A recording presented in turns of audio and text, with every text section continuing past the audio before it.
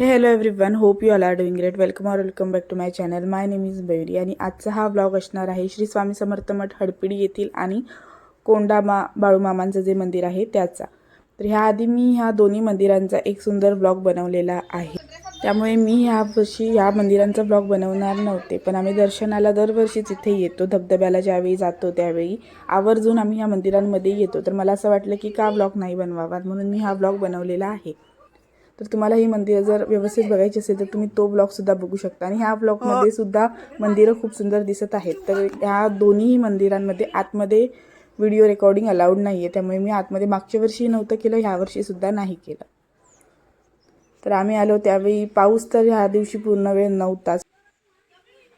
Hello everyone, hope you all are doing great. Welcome back to my channel. My name is Mayuri आणि आज आम्ही चाललो आहोत धबधब्याला धावणकोंडला, कारण पाऊस खूप दिवस झाले पडत नव्हता आणि फायनली आता पाऊस सुरू झालेला आहे. So this is the best time to visit and witness the real beauty of the Konkan. तर आपण बघूया. आम्ही आता थांबलेलो आहोत इथे नाश्ता करण्यासाठी. आमच्यासोबत काकू आहेत, त्यांच्याच घरी त्यांनी अरेंज केलेलं आहे आमच्यासाठी ब्रेकफास्ट. तर आम्ही ते ब्रेकफास्ट करणार. आधी आम्ही आता दर्शन घेऊन आलो हडपीडच्या येथे आणि आता आम्ही पुढे जाऊन धबधब्याला जाणार. ह्यावेळी मी व्लॉग करणार नव्हते, त्यामुळे मी इंट्रो शूट केला नव्हता. सो म्हटलं की इथे करून घ्यावा. तर आम्ही आमचं ब्रेकफास्ट केला, तिथे मी काही शूट केलं नाही. तर बसमध्ये आम्ही अशी धमाल मजा करत करत पुढे निघालो. मी आधी म्हटलं की आम्ही हडपीडच्या मंदिरातून डिरेक्टली धबधब्याला गेलो, तर तसं नाही. आम्ही कोंडामाच्या इथे बाळूमामांचं दर्शन घ्यायला आधी गेलो.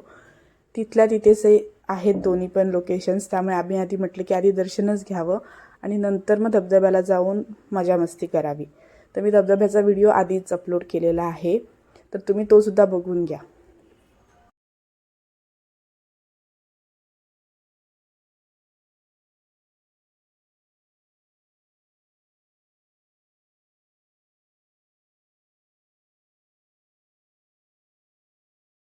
आता मी कोंडामाच्या इथे आहे, तर इथला व्यवस्थित एक ब्लॉग मी आधी बनवलेला आहे, तर तो तुम्ही जाऊन डिटेलमध्ये बघू शकता. इथे मी थोडेफार ग्लिम्सेस दाखवले आहेत कोंडामाच्या इथे.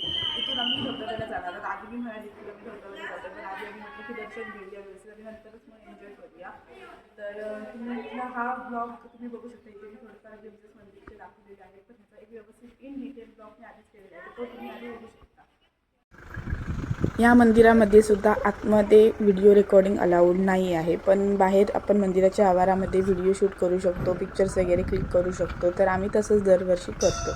ह्या मंदिराबद्दल मला एक गोष्ट आवडते, ती म्हणजे ह्या आवारामध्ये इतकी सुंदर हवा चालू असते की म्हणजे बाहेरच्या उन्हाचा आणि ह्या मंदिरामध्ये ज्या हवेचा काही संबंध म्हणजे नाही. इतकं शांत वाटतं ज्यावेळी आपण इथे उभं राहतो. मी तर येते त्यावेळी इथे 5-10 मिनटं अशी उभी राहतेच, कारण ती खूप सुंदर अशी हवा सुटलेली आहे.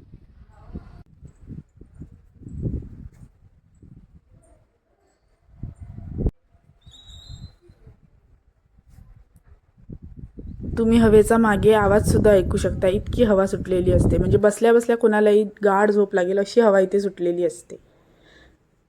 तर आम्ही आमचं दर्शन घेतलं, पूर्ण केलं. आतमध्ये व्हिडिओ अलाउड नाही आहे, बाहेरून आपण करू शकतो. तर आमचं व्यवस्थित दर्शन झालं आणि इथे जास्त गर्दी नव्हती, त्यामुळे जवळजवळ 15-20 मिनटं आम्ही इथे स्पेंड केली, कारण शेवटी ग्रुप आहे म्हटल्यावरती वेळ लागणारच. तुम्हाला हा ब्लॉग कसा वाटला हे तुम्ही नक्की कमेंट करून सांगा. व्हिडिओ आवडला असेल तर शेअर करा आणि चॅनलला सबस्क्राईब करायला विसरू नका. Thank you for watching.